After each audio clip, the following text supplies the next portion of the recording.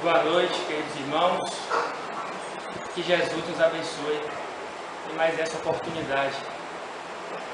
Bem-aventurados pacificadores. Esse é o título de um artigo da revista Reformador do mês de fevereiro de 2014. E o autor coloca a temática de uma maneira bastante interessante. As bem-aventuranças ditas por Jesus no Sermão do Monte exalta a vítima, exalta o sofredor e parece-nos uma contradição. Como é que vai ser bem-aventurado aquele que sofre, aquele que é humilde, aquele que sempre é misericordioso, aquele que é manso e pacífico, aquele que tem sede de justiça? Quer dizer que para ser feliz é preciso sofrer? Essa é a ideia que aparentemente nos passa. Nós seremos felizes se sofrermos. Muito pelo contrário. A diferença está na forma como nós vemos as questões. E vamos então começar pelo começo. Bem-aventurados, bem contrário do mal. A melhor forma de definir o bem, sintonia com a lei de amor. Toda vez que fazemos alguma coisa de bom, estamos aos poucos sintonizando com essa lei que rege o nosso universo. Aventurado significa destino. Então, bem-aventurados são aquelas pessoas que são destinadas ao bem. Allan Kardec escolheu 5 das bem-aventuranças e incluiu no Evangelho segundo o Espiritismo. Talvez aquelas que mais tocam e que mais faz com que o ser humano reflita sobre a necessidade de entender o mecanismo da vida, aquilo que nos acontece. Então, nós seremos destinados ao bem, nós seremos pessoas venturosas, aventuradas ou bem-aventuradas, a partir do momento em que conseguimos um certo grau de amadurecimento e de responsabilidade em relação às nossas escolhas, em relação ao nosso livre-arbítrio. Olha como isso é profundo. A partir do momento em que entendemos e aprendemos a pensarmos antes de agir, nós vamos criando uma conscientização e essa conscientização vai nos orientar na tomada das melhores decisões de nossas vidas. A partir do momento em que soubermos tomar decisões corretas, nós vamos pouco a pouco nos tornando pessoas destinadas ao bem, porque nós vamos nos comprometendo menos. E para isso acontecer, nós precisamos de muito amadurecimento espiritual, muita responsabilidade, e tudo isso advém de muito estudo, de muita reflexão sobre a vida. Então, esse grau de amadurecimento, que é a conscientização a respeito da vida, somado, olha que coisa bonita, aos princípios regeneradores da lei de causa e efeito. Quando nós temos uma conscientização maior a respeito do mecanismo da vida, nós vamos entender que a lei de causa e efeito não é um terror, não é nada demais do que aquilo que é necessário para o nosso progresso.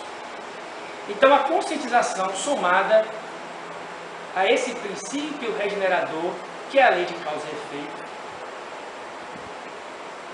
vai resultar em uma harmonização, a nossa harmonização em relação à lei de amor, que tudo rege e que tudo equilibra em nosso universo. Isso é muito profundo. Nós não vamos mais nos revoltar, nós não vamos mais reclamar, nós não vamos mais achar que Deus é culpado de tudo, ou que a culpa dos nossos fracassos está no casamento, está no filho, está na profissão que nós escolhemos, está no familiar que mora conosco. Não. Nós vamos ter maturidade suficiente conscientização suficiente para entender que tudo isso é importante para o nosso crescimento. E aí nós vamos também, pouco a pouco, tomar essa consciência, sabendo escolher aquilo que devemos escolher. Nós ouvimos agora recente uma palestra em que o tribuno disse a seguinte frase: o tamanho da dor é semelhante à importância que nós demos a ela, ou que nós damos a ela. Na verdade, foi de um canal espírita que nós assistimos isso, uma entrevista. E realmente é mesmo. O tamanho da dor é proporcional à importância que nós damos a ela. E o que vai fazer com que a gente mude a visão a respeito daquilo que nós temos como problemas, o que nós achamos que são problemas?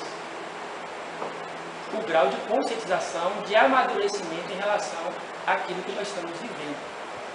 Então, os desafios que nós temos, as experiências que nós temos, não são sofrimentos.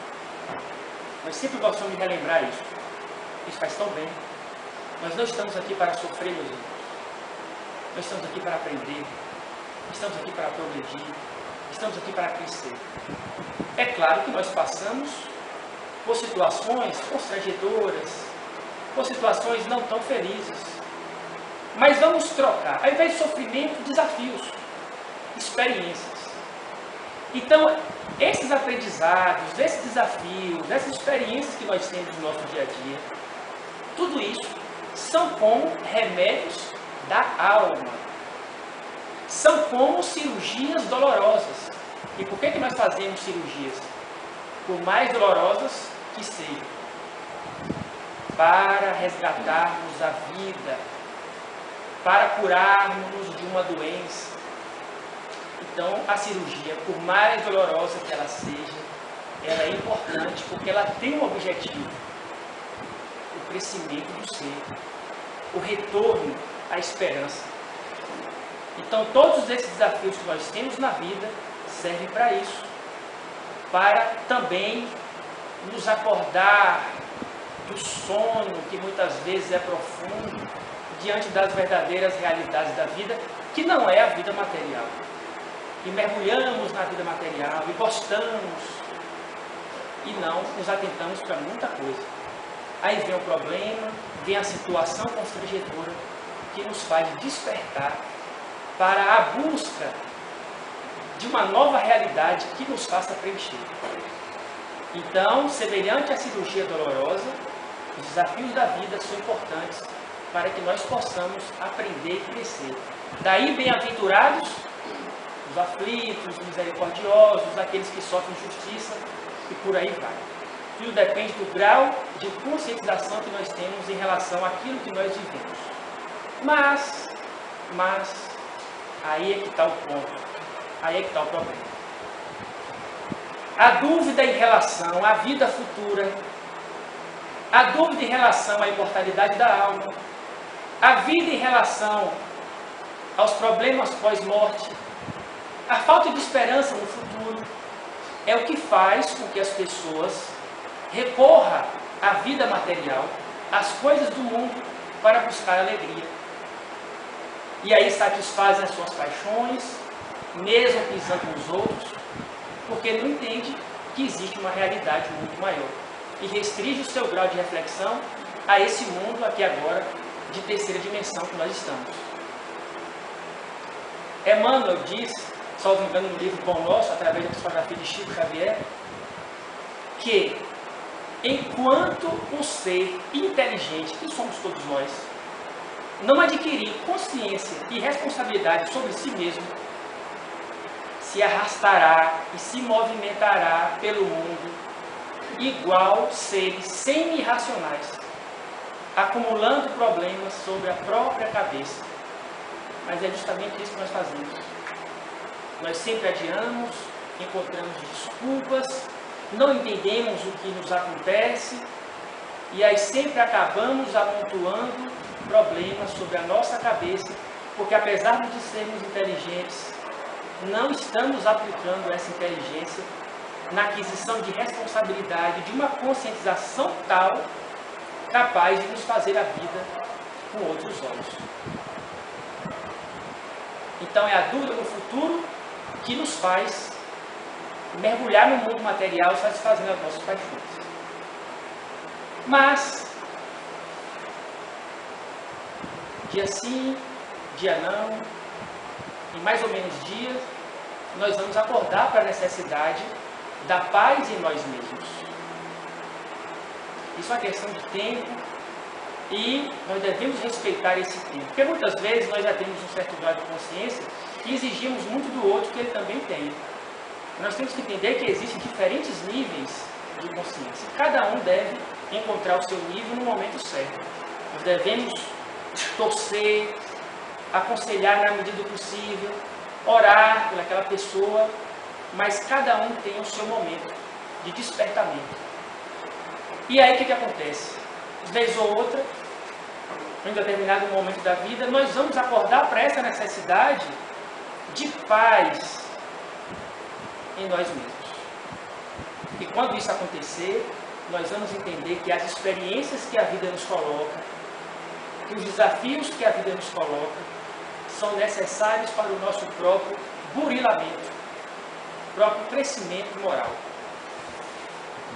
E então chegamos a uma conclusão muito importante. Todos nós, encarnados e desencarnados, estamos compulsoriamente, obrigatoriamente sujeitos a duas coisas na vida material e na vida espiritual. Duas coisas. Não é sofrer, uma delas, mas é progredir. É um impositivo que a lei de Deus nos coloca. Todos nós iremos progredir, mais ou menos dia, ou correndo de Ferrari ou de Fusca. Uns mais rápido, outros menos, mas nós vamos. Todos nós estamos impostos a essa lei. Segunda imposição, resgate. Olha que é melhor do que falar sofrimento. Isso não é efeito psicológico tão bom.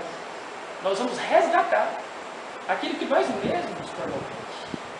Sofrer da ideia de que Deus é punitivo, é mau. E não é assim. Então, estamos sujeitos a essas duas coisas. Por quê? Resgate e progresso. E uma coisa está aliada à outra, ou não. Porque à medida que progredimos, nós não vamos ter mais do que resgatar. Então, nem sempre, para progredirmos, temos que sofrer. Nós podemos progredir, progredindo, deixando os resgates diminuídos, quase inexistentes. E vamos progredir sempre. Então, progresso e resgate são as duas bases da aventura real, da nossa felicidade futura.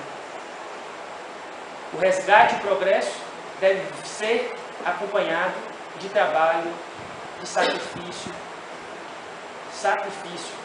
ofício sagrado. Se renunciar de algumas coisas em prol de outras coisas. Então, o trabalho e esse sacrifício é que vai, juntamente com o progresso e o resgate, nos dar um certo alívio, uma certa paz, um certo conforto. Por quê?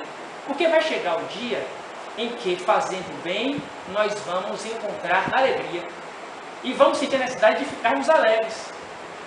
É um vício positivo. Fazer o bem me faz bem. Fazer o bem me torna mais feliz. E por que isso acontece?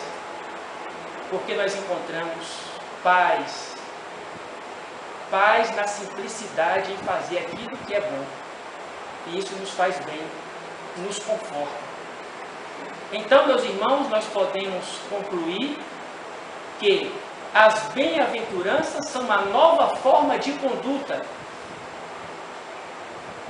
As bem-aventuranças são indicação de Jesus no Sermão do Monte para que nós possamos mudar, modificar a nossa forma de pensar, a nossa forma de sentir, a nossa forma de falar. Quem assim procede, progride mais rapidamente.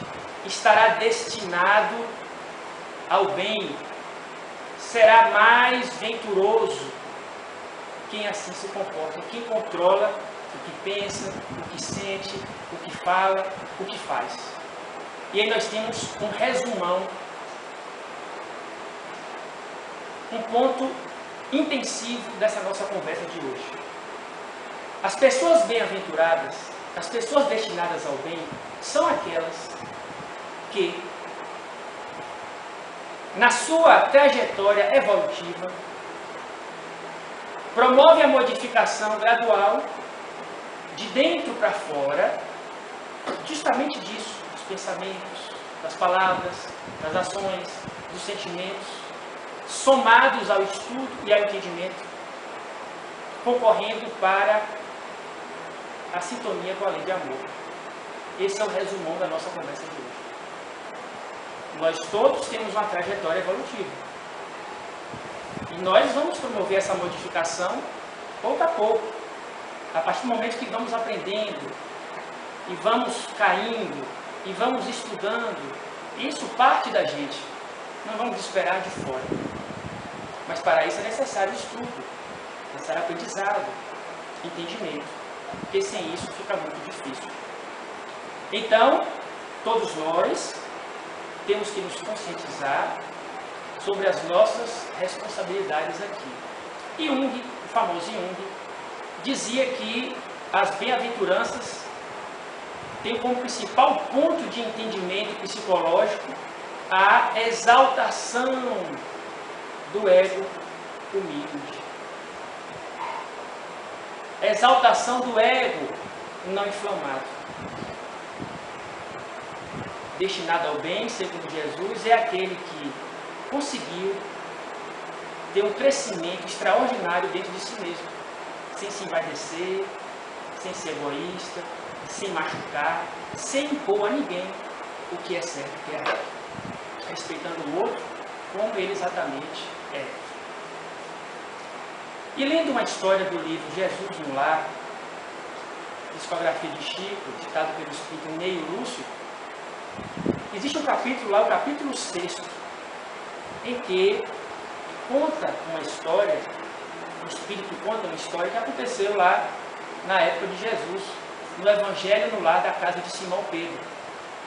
Em mais um Evangelho no Lar naquele dia, Simão Pedro chega, angustiado, desgostoso da vida, com o espírito agastado. Jesus logo percebe que Simão Pedro não estava bom, não estava bem naquele dia. E o que tinha acontecido com ele? Ele tinha brigado com os parentes, alguns parentes. O tio ameaçou o de ladrão, o ameaçou de ladrão. O primo mais velho disse que iria lhe bater em praça pública. E isso deixou muito triste, porque ele era conhecedor de tudo aquilo que Jesus ensinava. Tinha uma convivência muito próxima com o mestre. Jesus percebeu esse agastamento de Pedro, mas prosseguiu o culto do Evangelho naquele dia, e após a leitura de alguns escritos sagrados, Pedro então desabafou.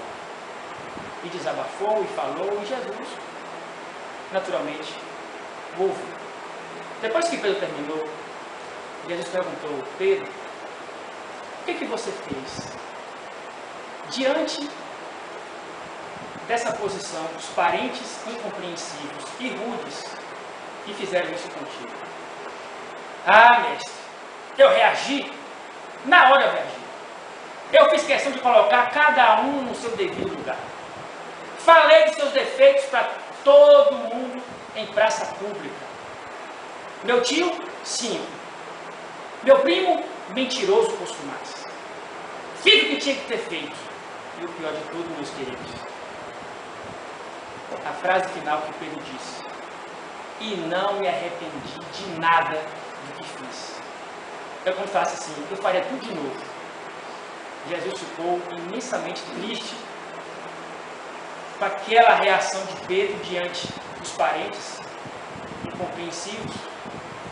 E depois de um breve silêncio, uma reflexão silenciosa, perguntou a ele: ô Pedro, o que um carpinteiro faz na construção de uma casa? Irritado, Pedro respondeu: ora, Senhor, trabalha. Jesus, muito bem-humorado, talvez para quebrar o clima tenso daquela conversa, pergunta mais uma vez: ô Pedro, o que ele usa para isso? Ferramentas. Ferramentas, Senhor. E Jesus então aproveita e narra grandes lições. Jesus diz que aqueles que nascem conosco e convivem conosco sob o mesmo teto são os primeiros e mais importantes instrumentos, ferramentas de nossa perfeição. Nós precisamos dessas ferramentas, que são os nossos parentes, aqueles familiares que convivem conosco, para construirmos e edificarmos o templo de dentro. Jesus continua dizendo que a cada um é dado conforme a sua capacidade, que nada está fora de prumo, que nada está demais. Cada um tem aquilo que tem a capacidade de suportar. E aí cita dois exemplos. O passarinho nasce para fazer um ninho. Ninguém exige mais do que isso. A ovelha produz a lã. Ninguém exige um casaco pronto. Assim somos nós. Muitas vezes, prosseguiu Jesus, os nossos parentes são martelos e serrotes, instrumentos difíceis, mas que são importantíssimos na construção desse templo de dentro. Que a nós homens foi dada a missão de amar, sermos humildes, agirmos com inteligência e com constância. Que aquelas pessoas ignorantes é uma prova para nós de benevolência. Que o ingrato é uma prova para testarmos o nosso perdão. Que o mal existe para justamente perceber como estamos diante da causa do bem. E que o doente, o enfermo, testa a nossa capacidade de socorrer. Jesus termina essa fala brilhante, mas percebe que Pedro ainda estava com um olhar de indagação, meio que inconformado, mesmo depois disso tudo. E Jesus termina, dizendo assim: como é que vamos auxiliar quem está longe, se não temos a capacidade de ajudar aquele que está perto? Como é que queremos nos consagrar a Deus, que está lá no céu, se nós não temos a capacidade de entender aquele que convive conosco e que respira o mesmo ar? Terminado, um grande silêncio, grande e prolongado silêncio se estende naquele lar de Cafarnaum, o lar de Simão Pedro. Pedro não foi o melhor exemplo de pessoa pacificadora. Ele reagiu, ele ficou irritadíssimo, ele fez o contrário do que deveria ser feito. E era conhecedor dos ensinamentos de Jesus. Isso acontece conosco também. Mas a grande diferença de nós que conhecemos a doutrina espírita e que somos religiosos é que nós já temos a capacidade de errar e a consciência acusar que nós erramos. Porque aquele que está mergulhado no mundo material erra, mas acha que está certo. Nós não. Já saímos desse patamar, graças a Deus. Nós erramos, mas nós temos consciência que nós fizemos errado. E muitas vezes não temos a coragem de pedir desculpa, de pedir perdão, de falar: eu te amo, me perdoa mais uma vez. Mas pelo menos nós sabemos intimamente que nós somos errados. E muitas vezes fazemos algo de bom para compensar aquilo que de errado nós não tivemos ainda a capacidade de botar para fora, de dizer. E aí nós vamos vivendo. Mas Pedro não foi pacificador, muito menos pacífico. Porque existe uma pequena diferença. Pacífico é aquele ser manso, sereno, tranquilo. Olha nós, baianos, na rede, nesse calorão de meio-dia, somos muitas vezes mansos, serenos, tranquilos, até que xingue a nossa mãe, até que risque o veículo, a ter que jogar pedra no telhado, ou que nos tome emprestado dinheiro e não pague. Tem muito disso. Nós somos pacíficos até o momento que não pise nosso pé, que não atinge o nosso carro. Aí não é ser pacífico, é ser disfarçado. Então, pacífico é essa criatura que onde quer que ele chegue, todo mundo reconhece. Olha, fulano é uma pessoa serena, tranquila. A presença dele, o exemplo dele é indiscutível. Ele é aceito por todos. A criatura pacífica é aquele que já tem uma atitude íntima de não violência. Ele não sai do salto. Ele pode até guardar, mas ele não expressa a vontade dele. Esse é o ser pacífico. Mas o conceito mais importante, mais abrangente, mais detalhista sobre a criatura pacífica é este agora. É o que a gente vai entender de maneira mais completa. Aquela pessoa verdadeiramente pacífica é aquela que não perde a paciência nunca. Se você não perde a paciência, você é pacífico. Mas isso é a razão de tudo. Se somos pessoas pacientes, nós vamos sempre entender, tratar o outro bem, ficar calado quando não é possível falar coisa boa. É aquele que não perde a paciência. Essa é a criatura pacífica. E o pacificador geralmente é pacífico. Geralmente é. Por quê? Porque tem muita gente que promove a paz, mas que na verdade não é pacífico em casa, não é pacífico no trabalho. Muita gente só é pacífico na rua. E pacificador na rua, olha, falou, não faz isso. Veja bem, mas em casa faz e acontece. O ideal é que o pacificador seja também pacífico, que controle a sua paciência ou a sua impaciência. Pacificador, sufixo dor, significa na literatura portuguesa, ou na língua portuguesa, na gramática, dor, ação, dinâmica. O interessante é que a dor faz a gente também ser dinâmico, sair do estágio de inércia. Então, o pacificador é aquele que promove, é aquele que é ativo, é aquele que faz e acontece em prol do bem. A oração de São Francisco de Assis, onde houver ódio, ele leva o amor, onde houver ofensa, ele leva o perdão, onde houver tristeza, ele leva alegria, e por aí vai. O pacificador é muito diferente. Só que existem 3 níveis para que possamos ser pessoas mais pacificadoras. O primeiro nível é a pacificação conosco. Significa coerência. Coerência no falar, no pensar, no agir. Coerência. Todo momento em que não formos coerentes, a nossa consciência vai acusar. Então muita gente fala, mas não faz. Isso é incoerência. Então essa pessoa não encontrou a paz consigo mesma. Para ser coerente, nós precisamos ter aquele processo de nova postura, de uma conscientização capaz de mudar nossos atos. Então, paz conosco, coerência. Fala, age, pensa. Se não da mesma forma, pelo menos no mesmo nível, no mesmo tom. O segundo nível é a paz com o outro.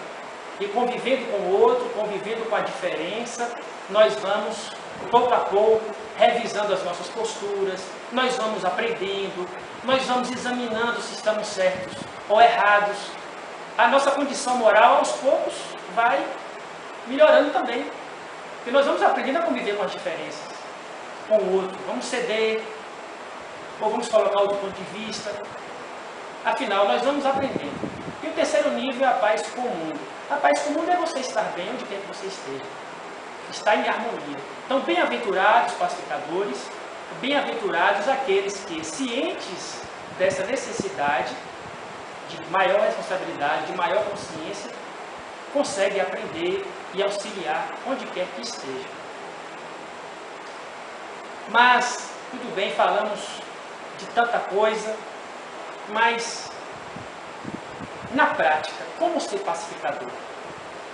encontramos, de certa forma, um caminho no livro Otimismo, do Espírito Joana de Anjos, através de Divaldo, em que no capítulo 37 tem lá um artigo, perante a paz. Como ser pacificador, vamos tentar entender a proposta do Espírito Joana de Anjos.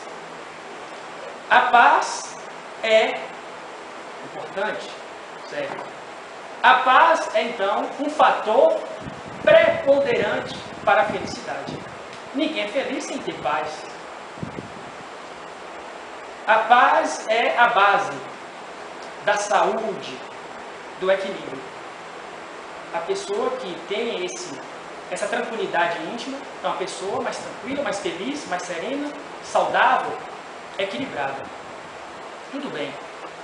Então nós podemos concluir que a paz nos fornece elementos importantes para uma tranquilidade íntima, um enriquecimento íntimo e talvez o mais importante, uma visão positiva da vida.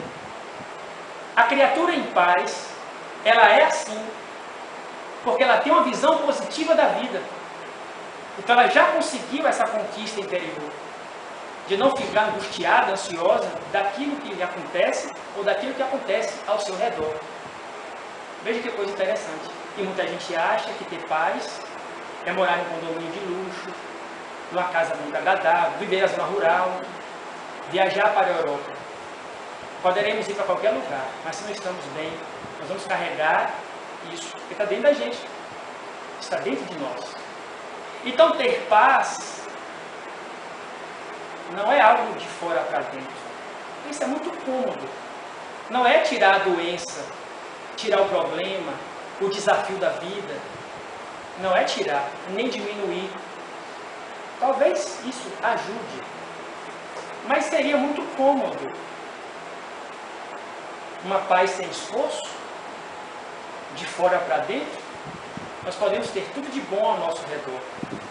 Mas se não estamos bem conosco mesmo, se continuamos mal-humorados, impacientes, reclamões, talvez esse tenha um neologismo, né?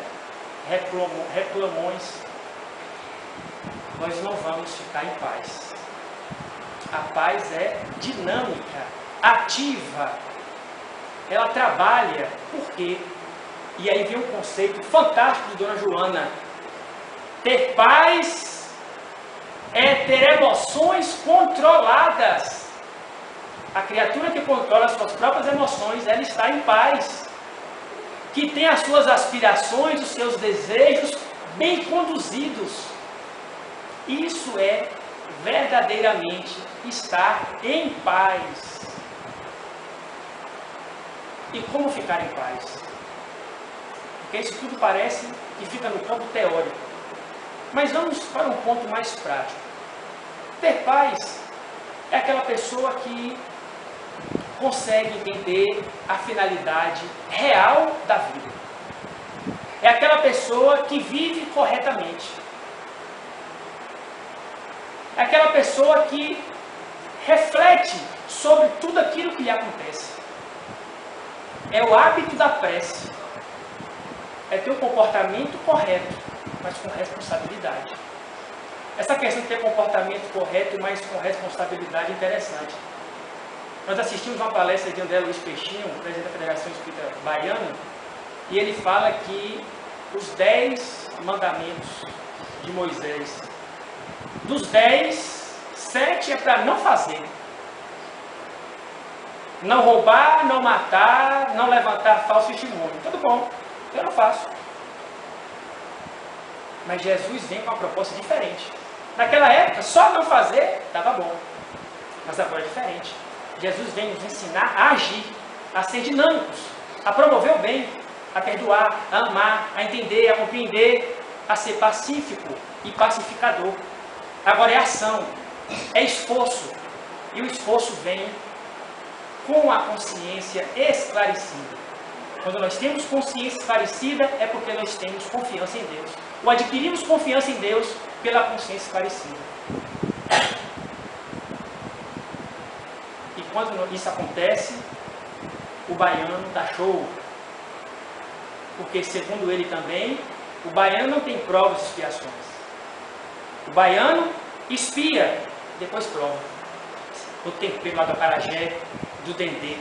Então, quando nós tivermos esse grau de conscientização sobre realmente o que é a vida, as provas e expiações não vão ser mais coisas ruins. Nós vamos espiar e provar, mas entendendo por que provar. Não só não fazendo, mas fazendo, sabendo o que está fazendo e como fazer. Há uma diferença muito grande. Então, quando é que nós vamos ser pessoas pacificadoras para que possamos ser bem-aventurados no futuro? A partir do momento em que vivemos o equilíbrio e não exigir o equilíbrio de ninguém. Passar a ter comportamentos corretos e não exigir comportamento ou impor comportamento sadio em ninguém. Ser mais compreensível, não se ofendendo com palavras ásperas, com agressões. O problema é de quem faz. Porque muitas vezes nós não somos pacificadores porque o nosso orgulho fala mais alto, que a gente responde e reage e não quer ficar atrás. Então, sermos mais compreensíveis, é ser pacificador, não se alterar com a agressão que vem de fora, procurar ter um entendimento melhor. E o que é ter um entendimento melhor no relacionamento interpessoal? É não esperar da pessoa aquilo que ela não pode te dar. O ignorante não pode te dar esclarecimento. A pessoa enraivada não pode te dar paciência. Então compreenda que é uma pessoa doente, que está momentaneamente passando por um processo de evolução. Mas um dia ela vai ter. É ter esse entendimento.